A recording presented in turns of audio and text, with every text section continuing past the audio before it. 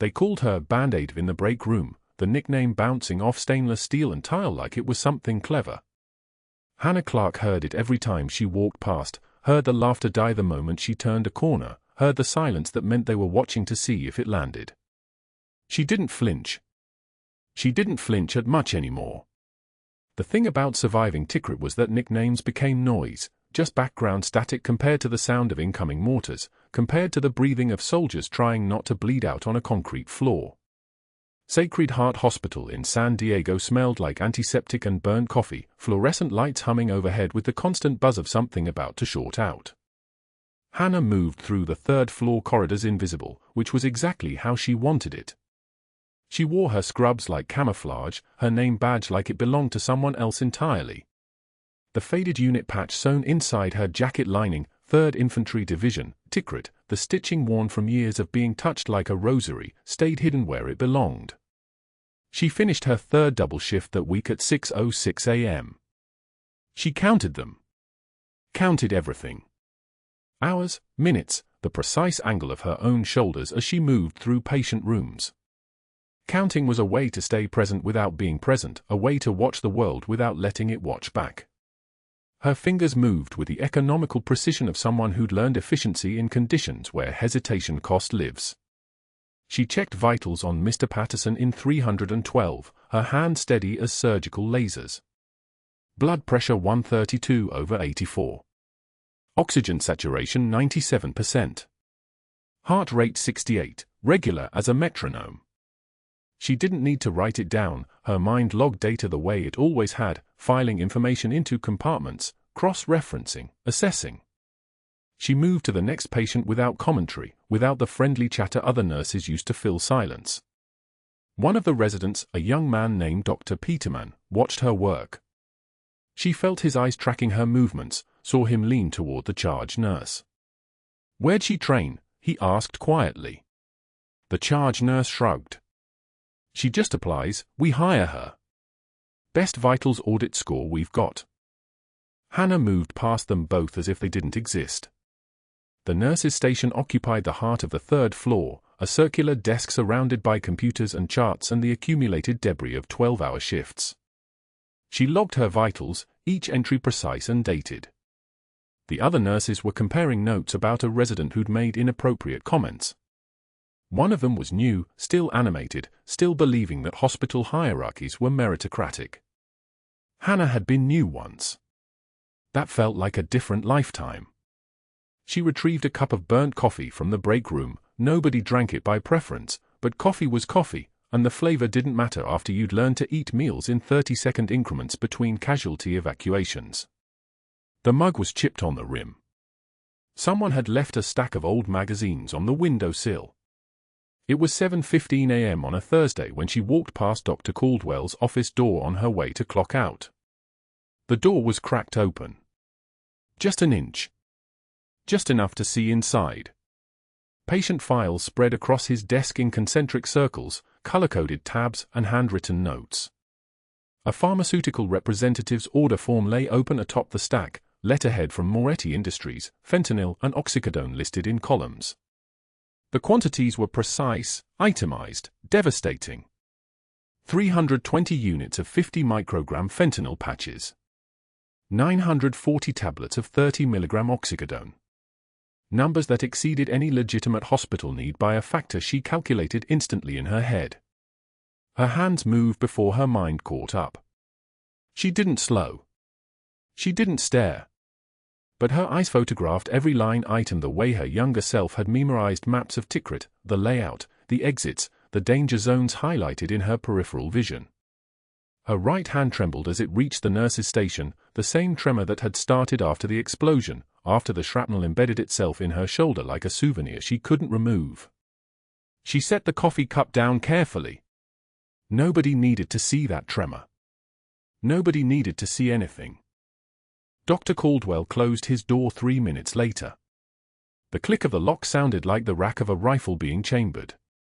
He was 47 years old, by the hospital directory, Stanford Medical School, Forbes profile from 2018, the kind of physician who wore his education like armor. The kind of man who ordered the expensive coffee for his office but stocked the staff break room with generic brand, then made comments about budget discipline. Hannah had seen men like him before, in different uniforms, in different countries. The mechanism was always identical: power untethered to accountability, entitlement wearing a stethoscope instead of a uniform. He noticed her for the first time in the Monday staff meeting, noticed her when she was the only one not looking at him.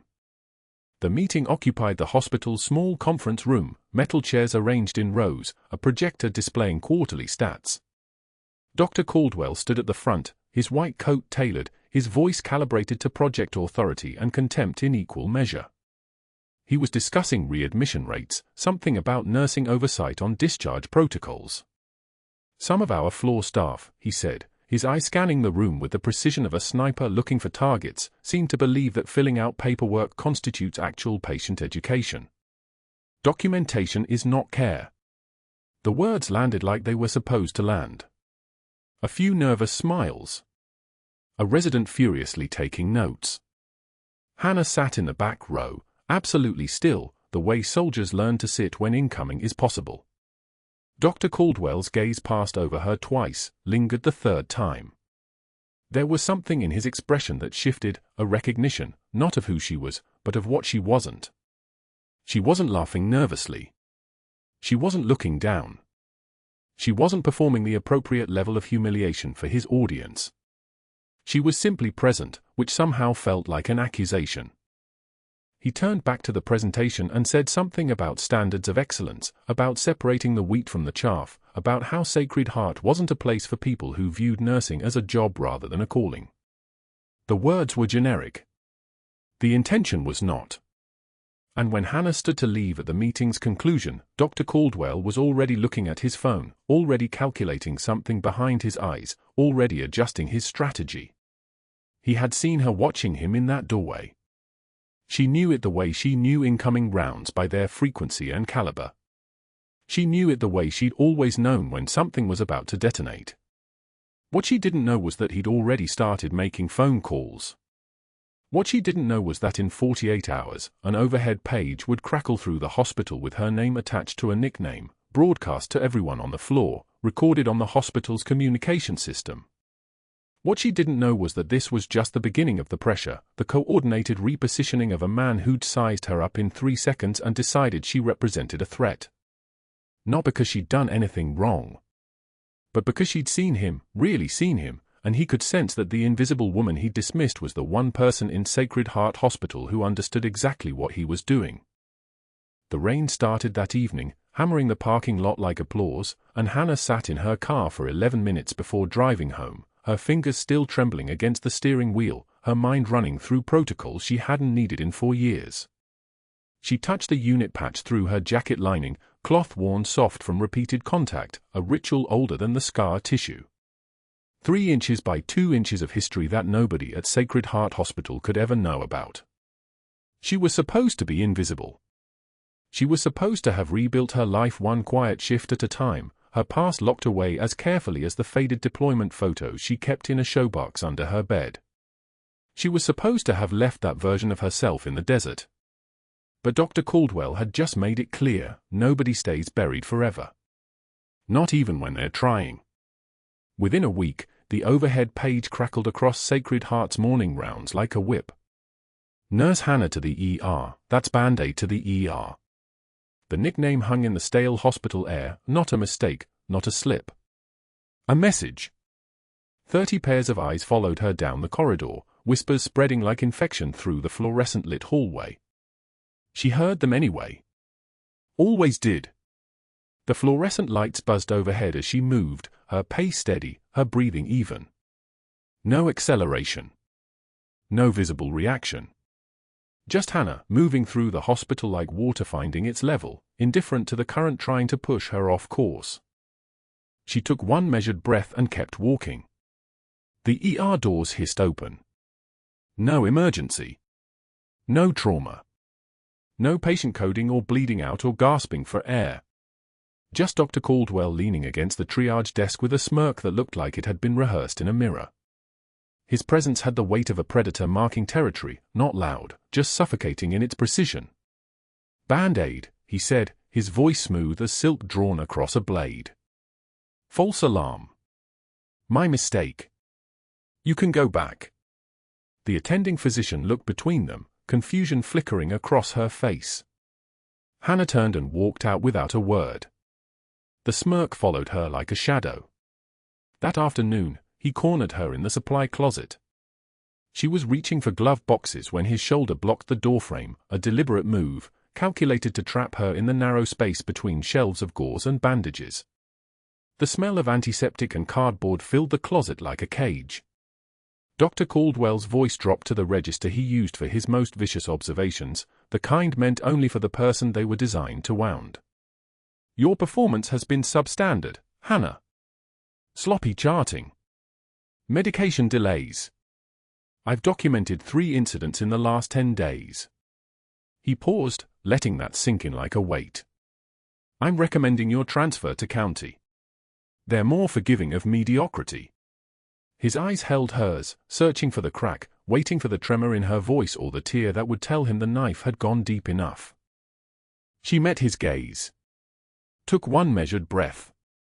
Said nothing. The silence stretched between them like a held note, longer than was comfortable, longer than his smirk could survive. He shifted his weight, uncertain now, and moved aside. She walked past him without breaking eye contact.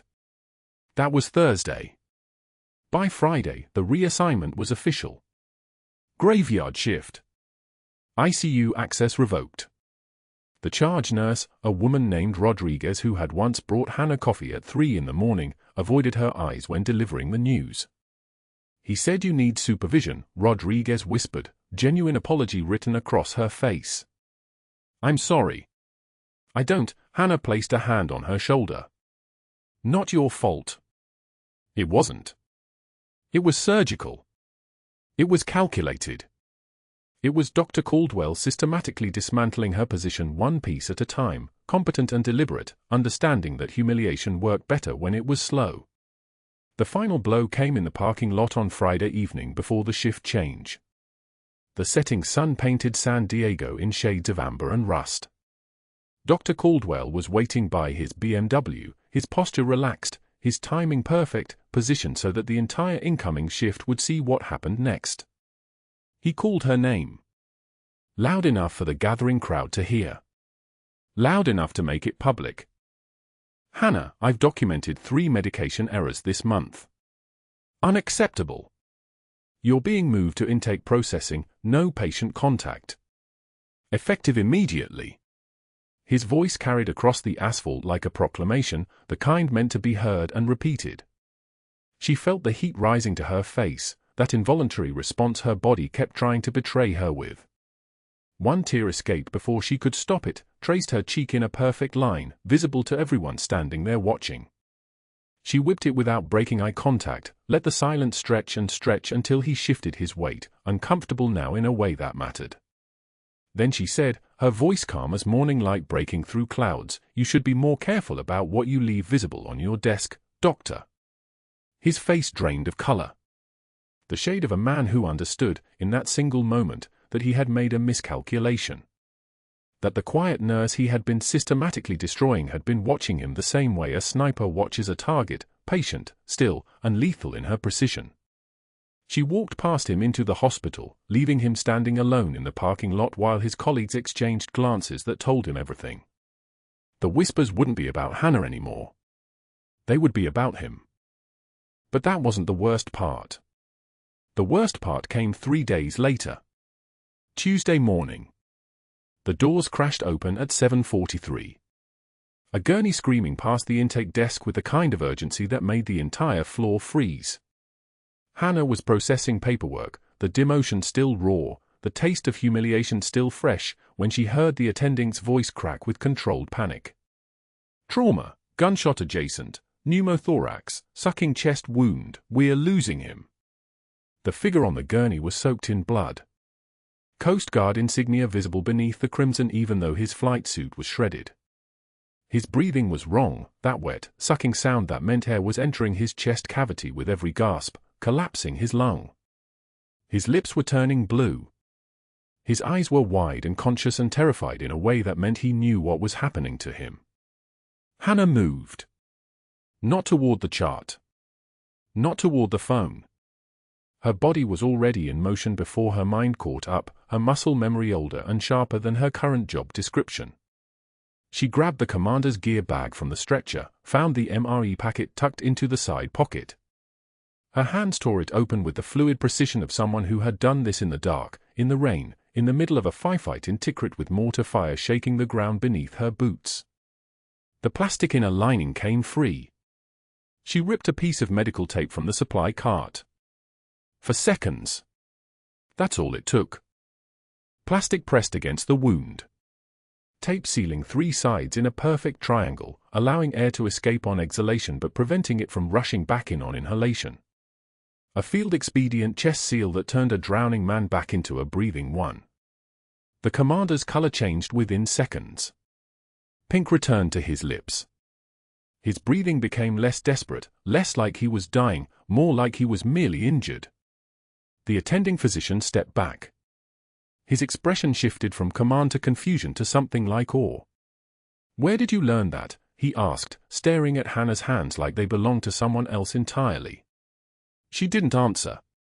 She was already checking the commander's pulse, reading the rise and fall of his chest, her attention locked into the narrow tunnel of medical triage that made everything else, the humiliation, the demotion, the whispers, dissolve into background noise. This was the thing that happened when you trained for 14 hours under sustained fire in Tikrit. This was the muscle memory that didn't forget. This was who Hannah Clarke actually was, and no demotion or false medication error or parking lot humiliation could erase it. Within the hour, Dr. Caldwell appeared in the trauma bay. His face wore the mask of professional concern perfectly, the expression of a doctor checking in on a difficult case. He pulled the charge nurse aside, his voice low enough that he thought Hannah couldn't hear him from the bedside. Hannah Clarke was restricted from patient care for a reason. She's overtired, making impulsive decisions. Remove her from this case immediately. The Coast Guard liaison who had arrived with the commander heard every word. He was a man carved from granite and command, the kind of officer who had seen things that made civilian trauma look like training exercises. He watched Hannah's hands work the fall line with practiced efficiency, the same precision she had used on his teammates in a forward operating base in Helmand Province, 14 years ago, when a roadside IED had torn through their convoy and she had held 3 men alive with her hands and her voice and her refusal to accept that they were going to die on her watch. The liaison's face went pale. Not the pale of shock. The pale of recognition. He opened his mouth to speak. Hannah shook her head once. Sharp. Absolute. A command delivered in silence. He closed his mouth. Said nothing. But his hand moved to his phone, and the expression on his face was the kind that told her he had just made a decision that would change everything. The machine kept beeping. The monitors kept climbing. And in the back of her mind, Hannah understood that the faded unit patch sewn into the lining of her jacket, the one she couldn't bring herself to destroy even after the discharge papers told her the army was finished with her, was about to stop being a secret. The doors of the trauma bay burst open at 7:53 on a Tuesday morning, and the man on the gurney was still wearing his Coast Guard insignia beneath the blood. Commander Mitchell. Training accident off the coast, they said. Pneumothorax from a rigging failure, his chest moving wrong, that sucking sound with each shallow breath, the sound of air where air had no business being, filling the space between lung and wall. The monitors screamed their electronic panic. 78% oxygen saturation and dropping. His skin had that particular grey-white cast of a man whose body was already calculating how many minutes he had left. Hannah was 2 halls away when the page came through, restocking the supply cart on the 4th floor with the methodical precision of someone who had learned long ago that chaos lived in the spaces between preparation and crisis. She heard the tone change in the operator's voice, not a request, but an edge, the kind of edge that meant someone was dying right now, not in 5 minutes, not in theory. She moved. The cart was abandoned. Her feet found the stairs faster than the elevator would have brought her down.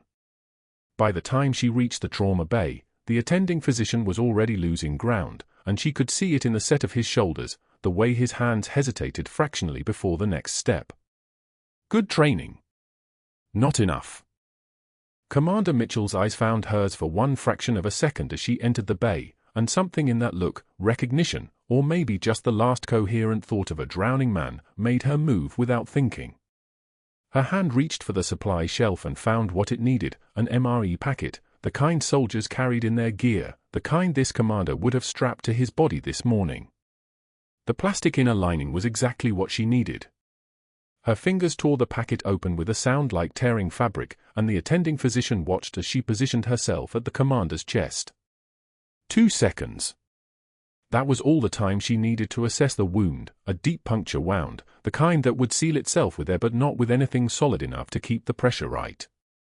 She pressed the plastic lining against the wound and taped it down with medical tape from the tray beside her, her movements executed with such mechanical precision that the attending physician actually stepped back, his hands falling away as though he'd just been relieved of duty by someone who outranked him in ways that had nothing to do with hospital credentials. The oxygen monitor climbed. 82. 85. 91. The commander's breathing eased. His eyes closed, but not the closing of a man who was dying, the closing of a man whose body was finally getting enough air. The silence in the trauma bay lasted exactly 3 seconds. Then the attending physician cleared his throat and said quietly, "Get me a proper chest tube setup. And someone find out who taught her to do that, because I've never seen a field seal that elegant in a teaching hospital." But that wasn't the worst part. Not yet. Dr. Caldwell appeared within the hour, moving through Sacred Heart's corridors with the practiced efficiency of a man who had learned to weaponize hospital protocol the way other men wielded power through volume or aggression. He didn't raise his voice. He didn't need to. His voice, when it came, was quiet and precise, the kind of quiet that made people listen harder. He found Hannah outside the commander's ICU room and placed a hand on her elbow, not rough, just present, just enough pressure to make clear that this was not a conversation happening in public. They moved to a quiet alcove near the medication dispensary, and the fluorescent lights buzzed overhead like insects trapped in plastic. "Your performance has been inconsistent," Dr. Caldwell said, and his eyes were the color of wet concrete. "Effective immediately, you're being reassigned to the night shift. That means no trauma rotations, no ICU access. You'll be handling routine patient care only." He paused, letting that settle. "I'm also restricting your access to the command center and the emergency medication stores. You'll check with the charge nurse on duty before accessing anything beyond basic wound care supplies." Hannah said nothing. Her face remained neutral, not the neutrality of acceptance, but the neutrality of someone who had learned long ago that giving an enemy information through visible emotion was a tactical mistake. "There's also the matter of your credentials," Dr. Caldwell continued. "Your paperwork shows some gaps. I've taken the liberty of calling the hospital administrator to request a full review of your nursing certification. I'm concerned there may have been some discrepancies in your initial hire. It's probably nothing, but in light of today's incident, I think we need to be thorough." He smiled. Not a warm smile. "I'm also calling your nursing board to request verification of your credentials directly. And finally, I'm calling the state medical licensing office with the same request. We have a duty to ensure the integrity of our medical team. You understand?" 3 phone calls. Each one a thread he was pulling, each one a way to make her invisible, not through ignoring her, but through rendering her professionally toxic, marking her in the system in ways that would follow her from hospital to hospital, job to job. This was strategy. This was the moment where his contempt evolved into competence, where his malice became institutional. "Of course, Doctor," Hannah said, and her voice was steady, not deferential exactly, but calibrated, measured. "I'll head to the night shift immediately." She didn't wait for dismissal. She simply turned and walked back toward the supply closet, feeling his eyes on her back, feeling the weight of those 3 phone calls already being dialed, already being made, the narrative already being written in hospital databases and state files. The faded unit patch sewn into the lining of her jacket felt heavier than it had that morning, as though the fact of her old identity was somehow becoming more visible the more she tried to make it invisible. The commander's condition stabilized through the afternoon. Hannah monitored his vitals from the nursing station, watching the oxygen saturation hold steady at 94%, watching the heart rate drift down from tachycardia into something almost normal. He drifted in and out consciousness, his body healing itself in the way that young, trained bodies do when given a fighting chance. Around 4 in the afternoon, the nurses at the bedside mentioned that he was asking for the nurse with steady hands, that he kept saying the name he didn't know, but the image was clear in his mind: competence, precision, the feeling of drowning stopping exactly when she touched him. Dr. Caldwell heard this. He moved to the command center and made his presence known to the charge nurse, his voice smooth as glycerin. The patient is confused from the painkillers and exhaustion. He's asking for nurses that don't exist, or that he's conflating with media images of emergency medicine. He paused, letting the implication settle.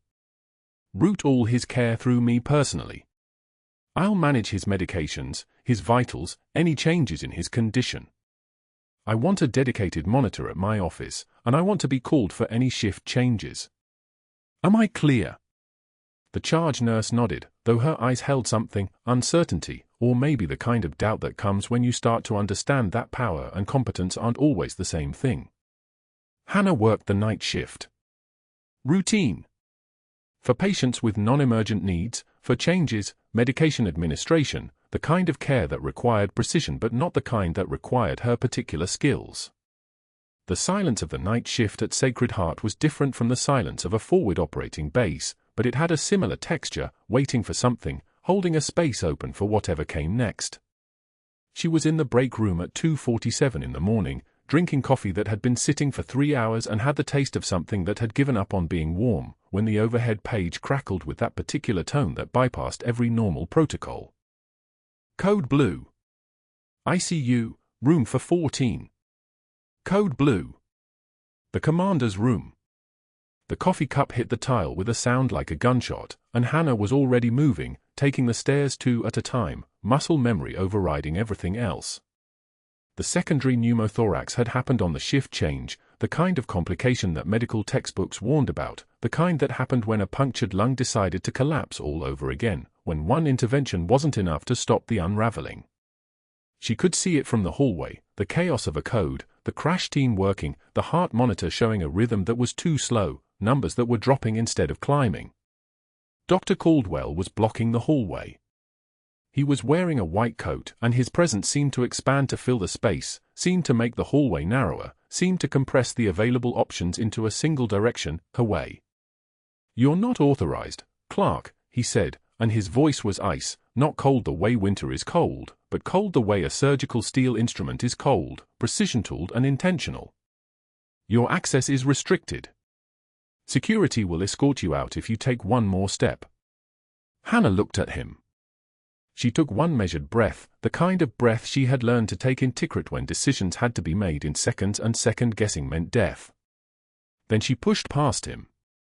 Not roughly. Just with absolute clarity about where she needed to be and the understanding that this moment, this exact moment, was the threshold between the person she had been pretending to be and the person she actually was. She was at the commander's bedside in seconds. For steps, and her eyes assessed the monitors, the 4 lines, the chest tube, there. The chest tube was kinked. Pressure was backed up, air couldn't escape, and the secondary pneumothorax was expanding because the very device meant to treat it had turned into a valve, trapping pressure instead of releasing it. She straightened the tubing with 2 precise movements, and the air hissed out like a sigh, like release, like the sound of pressure finally finding a way to escape. The oxygen monitor climbed. 88. 92. 96. The commander's eyes fluttered open, searching, and he found her face the way a drowning man finds light, recognition, understanding, the clarity that comes when you realize you're going to survive. "Security," Dr. Caldwell's voice said from the hallway, and it was cracking at the edges, beginning to fray. "Remove her. Now. And someone call HR, I want termination papers drawn up tonight. I want her gone from this hospital before morning shift." 2 security guards arrived within seconds, their movements gentle, their expressions caught between confusion and compassion. They took Hannah's arms, not roughly, just present, and began walking her toward the exit as the commander's vitals climbed higher, as the code was being called off, as the crisis transformed from active to recovery in the space of seconds. She didn't resist. She didn't speak. She simply allowed herself to be led away, and as she reached the elevator, she heard the commander's voice, hoarse, oxygen-starved, raw, calling out a single word. Wait. But the elevator doors were already closing. The termination letter arrived at 6 in the morning, slipped under her apartment door like poison wrapped in cream-colored paper. Hannah found it on the kitchen tile before her coffee had finished brewing.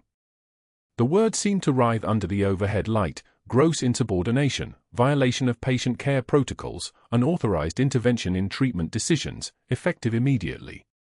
The hospital seal at the bottom looked like a brand. She sat at the kitchen table for 2 hours without moving. Rain pattered against the window over the sink. Her hands, the same hands that had held a Coast Guard commander's chest together 24 hours ago, lay flat on the letter, flattening the creases as if she could iron away the truth printed there. Michael found her like that. 16 years old, jaw set in the exact stubborn line his father had worn the last time she saw him alive. He was holding something against his chest like a weapon. A shadow box, frame edges worn smooth from handling. Mom. This is wrong. You saved that man. Hannah's voice came out hollow. Sometimes saving someone isn't enough, baby. He didn't argue. Just set the shadow box down on the kitchen table beside the termination letter. The two objects sat there together like evidence at a trial. That evening, she drove to the cemetery in the rain. The gate was always open. Route 163 to the cemetery gates took 17 minutes. She could drive it in her sleep. The headstone was granite the color of old steel. Captain David Clarke. Killed in action. Tikrit, Iraq. July 2006. His name carved deeper than most, as if someone had wanted to make sure it stayed visible even after the stone wore smooth. The termination letter was dissolving in her jacket pocket. Water soaked through the paper, turning the hospital's seal into watercolor, the words into bleeding ink. She stood there in the downpour, not bothering with an umbrella. Pain was information. Even weather could be a message if you listened right. I tried to stay hidden like you asked, she whispered. Her voice cracked once, then held steady. Like the discharge papers said I had to. Like the medical board made me swear. After Tikrit, after they found out what I was still carrying in my head, they gave me a choice: retire on medical grounds or lose everything. I chose to disappear. I chose the scrubs and the quiet shifts and the name they called me like a joke. I chose to be small. She touched the headstone. Her wedding ring clicked against the granite like a signal. But I couldn't walk away when someone needed help. A man was dying, David. His lung was collapsing. I had seconds. I couldn't be invisible anymore. I couldn't be just a nurse. The rain hammered harder, loud as rotor blades. They're going to look into my background now. The files they sealed after my discharge. The reason I had to step away from the uniform. The PTSD treatments. All of it comes out now because I saved one man's life. And I still couldn't save my career. She pressed her palm against the carved letters of his name. Our son deserves better than a mother who can't stay invisible. The drive home took longer. She drove in silence, hand steady at 10 and 2, watching the road unspool like a film she'd already seen. The rain drummed on the windshield. Her phone sat dark on the passenger seat. No messages. No calls. The hospital had erased her already. Michael was waiting on the porch when she pulled into the driveway. 16 years old, wearing an expression that looked like someone had photoshopped his father's face onto a teenager's body. The shadow box was tucked under his arm. We're going to that hearing tomorrow, he said before she could even shut the car door. Whether you like it or not. She wanted to tell him no. Wanted to send him back inside, keep him untouched by this. But she was beginning to understand that some kinds of hiding just delayed the inevitable. Some secrets didn't protect you. They just made you smaller. The administrative hearing room smelled like carpet cleaner and old coffee. The hospital board sat arranged in a semicircle, 5 members, all avoiding her eyes. The HR director had the termination letter spread in front of him like he was reading her a death sentence. Dr. Caldwell sat at the opposite table with his attorney, a lean woman in a charcoal suit who looked like she billed time in 15-second increments. The hospital administrator sat at the head of the arrangement, his hands folded so tightly his knuckles had gone white. The charges were read aloud. Gross insubordination. Unauthorized patient contact. Violation of care restrictions. Each one sounded somehow heavier than the last, like stones being piled onto her chest. Hannah sat alone at the respondent's table, posture correct, jaw loose, the way you sat when you'd already accepted the verdict. Then the conference room doors burst open. Michael pushed through with the force of a battering ram, the shadow box clutched against his chest like an explosive device. His voice cut through the room hard and clear. "Mom, they need to see these." The silence that followed was the kind that kills conversations. Hannah felt the blood drain from her face in real time. "Michael, no." But he was already moving, already placing the shadow box on the table in front of the board members. The hospital administrator leaned forward. The HR director stood up. Dr. Caldwell's attorney's hand froze halfway to her coffee cup. The chief nurse, Patricia Reeves, reached for the shadow box with shaking fingers. She opened it slowly, as if it might detonate.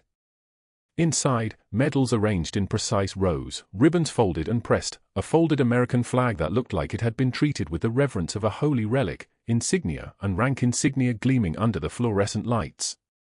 Patricia's voice broke as she read the engraved nameplate on the frame. Major Hannah Clarke. United States Army. 3rd Infantry Division. 100 seconds of absolute silence. Board members leaned forward, squinting at the display like archaeologists examining artifacts from a dead civilization. The HR director sat back down very slowly. The hospital administrator removed his glasses and cleaned them with shaking hands, the gesture deliberate, buying time to process information that didn't fit into any category his administrative training had prepared him for. The conference room door opened again. A Navy SEAL commander in dress uniform entered from the back of the room. Decorated whites, medals arranged across his chest in descending ribbons of color. He'd flown in overnight. The Coast Guard liaison had made the call. The military network operated faster than institutional bureaucracy. The commander moved to the front of the room with the kind of precision that suggested he'd walked into 1,000 hostile situations, but this one carried weight. Major Clarke held her position in Tikrit for 14 hours under sustained fire, he said. His voice filled the room like a weapon being drawn. July 2006. Our convoy was ambushed. IEDs on 3 sides. She refused evacuation, treated 47 casualties, his eyes swept across the board members like a targeting system. Including my entire team. When our medical officer went down, she performed emergency procedures from memory under enemy fire. The commander's jaw tightened. She has 2 bronze stars with Valor device. The board members were standing now, chairs scraping backward against the carpet. Dr. Caldwell's face had gone the color of ash, the specific gray-white that comes just before someone loses consciousness. She has a purple heart, the commander continued, for injury sustained while refusing evacuation until every wounded soldier was stabilized. Shrapnel. Severe lacerations. Hemorrhage. She treated herself only after everyone else was cleared for transport. The commander looked directly at Dr. Caldwell. And she saved Commander Mitchell's life twice. Once in Tikrit when shrapnel took out his left lower lobe. And once in your emergency room last Tuesday when she performed the identical improvised chest seal using MRE packaging, the same technique that kept him breathing 14 years ago. Dr. Caldwell's attorney was gathering papers, preparing to flee. An FBI agent by the door cleared his throat, badge visible on his belt. Federal. We've been investigating Dr. Caldwell's pharmaceutical diversion for 6 months, the agent said. His voice was bureaucratic and precise, which somehow made it more lethal than anger. Tracking irregular prescription patterns, missing controlled substances, quantities inconsistent with hospital census. But it was his own formal complaint against Major Clarke that triggered the mandatory audit of all her patient interactions and his medication orders for the past 18 months. The agent's eyes moved like security cameras across the room. Every discrepancy in the controlled substance logs traces back to his orders. His signatures. His patients. His falsified documentation. The DEA will be filing federal charges this afternoon. Dr. Caldwell's mouth opened and closed soundlessly, like a fish pulled from water, drowning in air. Security moved toward his chair. The chief nurse's hands trembled as she lifted the shadow box from the table, the polished wood catching the fluorescent light like something holy. Inside, beneath faded acrylic, lay the unit patch, olive drab, barely visible after 18 years of safekeeping. She opened her mouth. Closed it. Opened it again. The words came out in pieces, her voice breaking on each syllable like she was naming a ghost. Major Hannah Clarke. United States Army. The silence that followed wasn't empty. It was full of every assumption they'd gotten wrong, every dismissive comment, every time they'd watched her move through the hospital with the precision of a surgeon and assumed she was just following protocols instead of executing them. The Navy SEAL commander stood. He'd arrived on a helicopter 4 hours ago, dark uniform, shoulder boards that caught the light, the kind of presence that made the air in the conference room feel like it was holding its breath. His name was Captain James Reeves, and his voice carried the weight of 14 hours spent bleeding into sand while a nurse with steady hands and a rank they'd never noticed kept him and 46 other Marines from bleeding out. I've commanded men in Fallujah, Helmand, and Sanjan Valley, he said, each location a calibration of credibility. I've seen heroism. I've buried heroes. He paused, and the fluorescent lights hummed their mechanical song above his head. Major Clarke held her position in Tikrit for 14 hours under sustained fire. 14 hours. With nothing but a medical kit and the kind of calm that comes from knowing the cost of losing someone on your watch. 47 casualties came through her aid station. 47. My entire team was there. 2 Bronze Stars. 1 Purple Heart. And before you think Tikrit was the only time, he turned directly to Hannah. She saved my life that day, Major. And she saved my life again on that Tuesday in the ER when I couldn't breathe and everyone in the room had frozen except the nurse your hospital was trying to fire. Dr. Caldwell's mouth opened. Closed. Opened again, like a fish pulled from water, drowning in air. Security stood at the perimeter of the room, 2 figures in blue blazers with badges that caught the light. The FBI agent cleared his throat. He was older, mid-50s, with the lined face of someone who'd spent years watching institutional corruption eat from the inside out. He stepped forward, and the leather of his jacket creaked with the weight of an arrest warrant he had no intention of serving in this room. That would come later, privately, with less fanfare. We've been investigating Dr. Caldwell's pharmaceutical diversion for 6 months, he said, his voice the opposite of dramatic, just facts, arranged in a line like evidence tags. We suspected theft. We found systematic diversion. Over 200 prescriptions for phantom patients. Oxycodone. Hydromorphone. Fentanyl patches. Quantities that don't match any legitimate clinical need. We were looking at possession with intent to distribute, possibly 6 counts depending on how we structure the charges. He paused. His eyes moved to Hannah and held there for 1 careful second. We were moving slowly. We had the numbers. We didn't have the leverage. Then Dr. Caldwell filed a formal complaint against Major Clarke, demanding a full audit of her patient interactions, her medication administration, her credentials, basically everything. He didn't know that internal hospital audits trigger federal review when there's an active DEA investigation. The agent pulled a folder from his jacket and opened it. Pages and pages of prescriptions in Caldwell's handwriting. Every discrepancy traces back to his orders. Every single one. His signatures. His patient codes. His override protocols.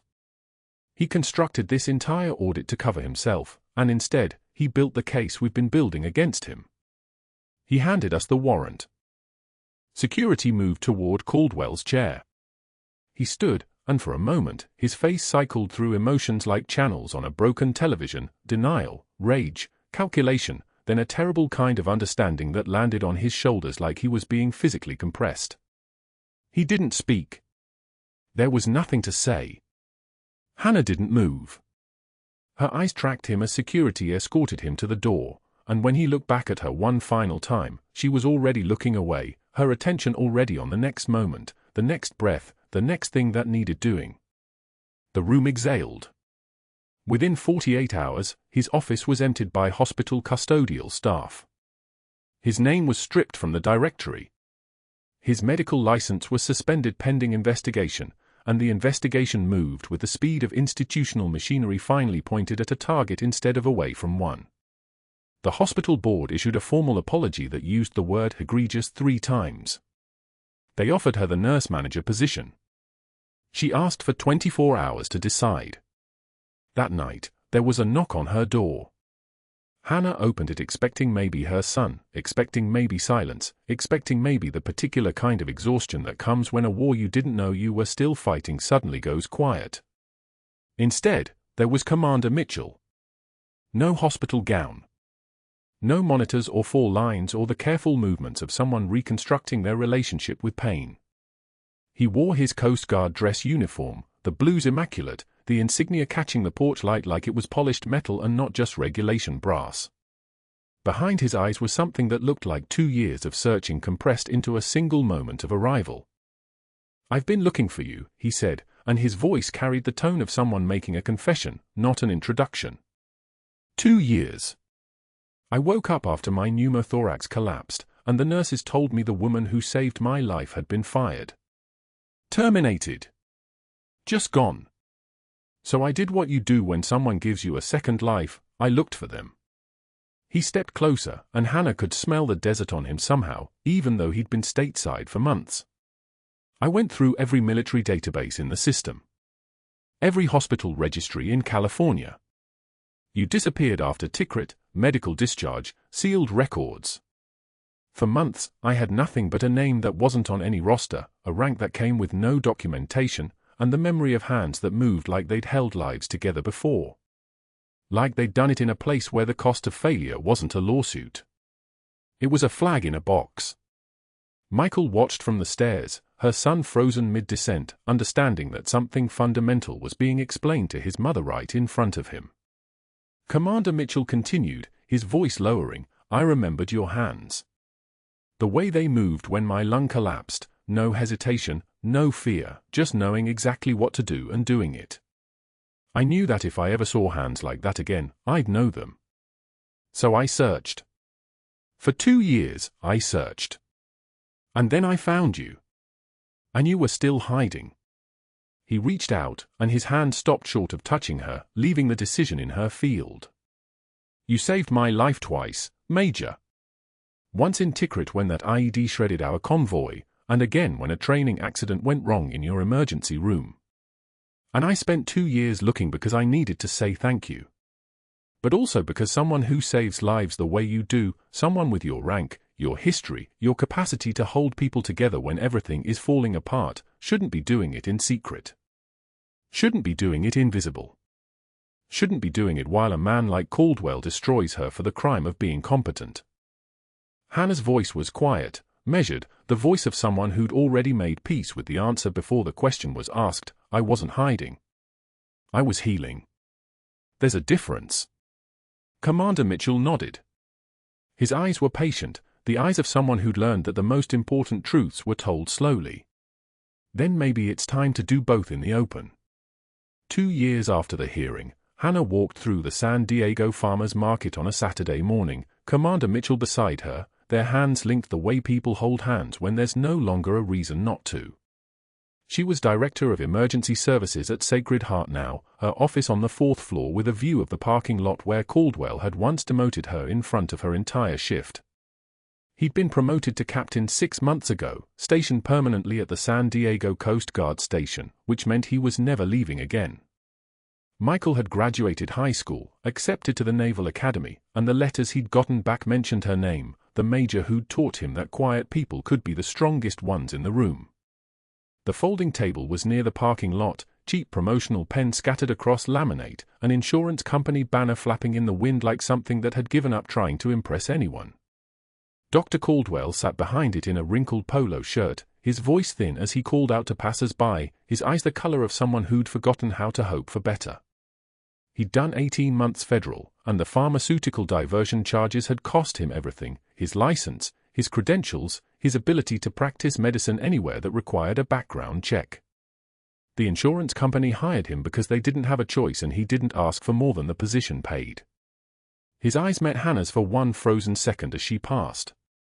She didn't break stride. Didn't acknowledge him. Just kept walking, her hand in Mitchell's, her back straight, the unit patch from Tikrit hanging in her office now beneath her medical license and her bronze stars and the commendation the hospital board had issued with words like extraordinary and exemplary and all the recognition that should have come 18 years ago. Commander Mitchell squeezed her hand. "You okay?" Hannah smiled, and the sound that came out was free in a way it hadn't been before, unguarded, genuine, the laugh of someone who'd spent enough time in dangerous places to know the difference between surviving and actually living. Better than okay. The market exit was closing, vendors packing down their tables, the day moving toward evening. A young Coast Guard recruit stopped them, fresh collar, earnest eyes, the exact expression of someone still new enough to be impressed by legends. "Excuse me, are you Major Clarke?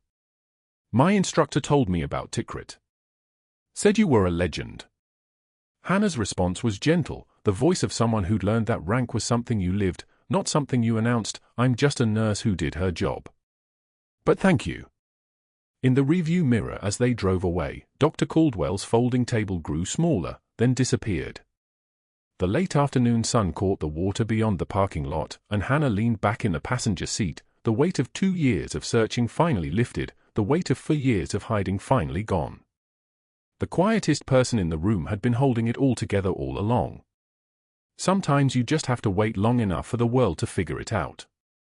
If this story moved you, if you've ever been underestimated by someone who had no idea what you were capable of, hit that subscribe button and let us know in the comments. Have you ever judged someone only to find out you were dead wrong?